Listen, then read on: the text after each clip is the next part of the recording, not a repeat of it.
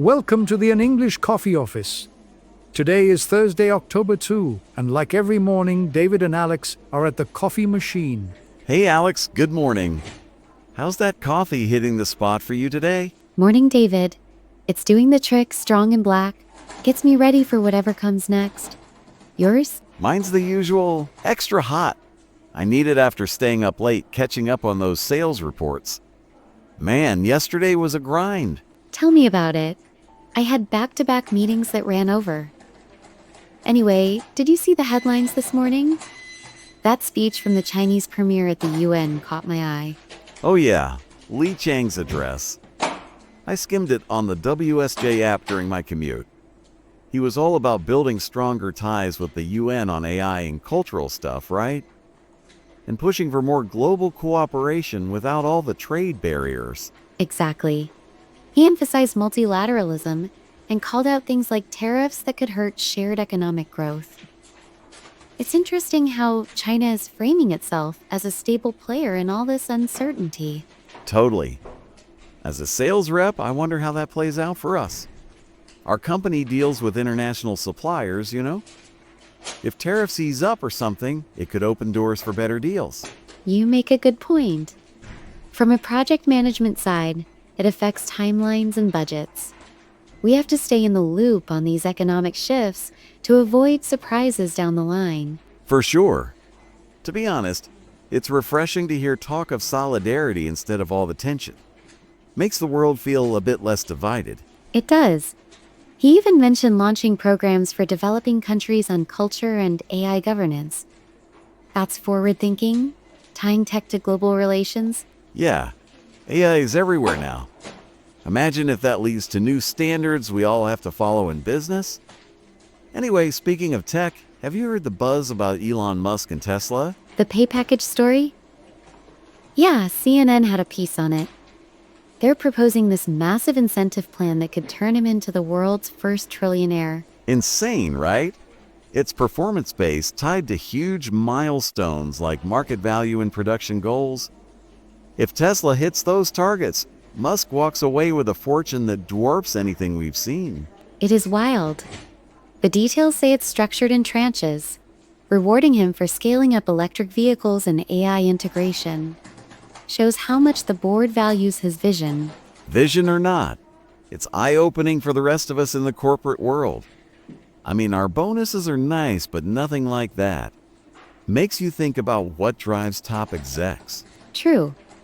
As a project manager, I see how incentives shape team efforts. But does this widen the gap between leaders and regular employees? It's a big question for company culture. You're right. If I got a slice of that, I'd be closing deals left and right. But seriously, it could set a trend in tech. Other firms might follow suit to keep talent. Possibly. On the flip side, it highlights the risks too. Tesla's stock has to perform, which means pressure on everyone from engineers to sales. Anyway, enough about billionaires. Did you catch that article on generational differences in the workplace? Oh, the WSJ one about the values disconnect? Yeah, it hit home. Talks about how boomers and millennials, even Gen Z, are clashing on what work should look like. Spot on. It points out the big divide. Older generations prioritizing loyalty and long hours, while younger ones push for flexibility, purpose, and work-life balance. Exactly. In our office, I see it all the time.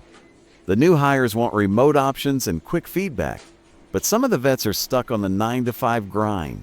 As someone managing projects, it's a daily challenge. We have to bridge that gap to keep teams productive. The article says this disconnect could reshape hiring and retention strategies. No kidding. Remember last week's team huddle? The young analyst was frustrated about no hybrid setup. It's like we all want to meet deadlines, but styles differ. Yeah, and it's not just here. It's a society-wide thing. Entertainment's picking up on it too, with shows and movies about burnout and generational clashes. Totally. To be honest, I lean more traditional, but I get the younger view. Flexibility helps when life's hectic. You know, kids, side gigs, all that. I agree. My team's diverse in ages, so we touch base often to align values. It keeps things smooth and innovative. Smart move. Anyway, how's your morning shaping up so far? Any big fires to put out? A couple of updates on the client project. Nothing major, but I need to loop in the team before lunch. You? Sales pipeline's looking good, but I have 3 calls lined up. One international client who's picky about tariffs. Ties back to that UN speech, funny enough. Small world. Working remotely has helped me juggle it all. But face-to-face like this coffee break is key for catching up. Absolutely. These chats keep us grounded amid the news overload. By the way, did you try that new blend last week? It was too bitter for me. I did.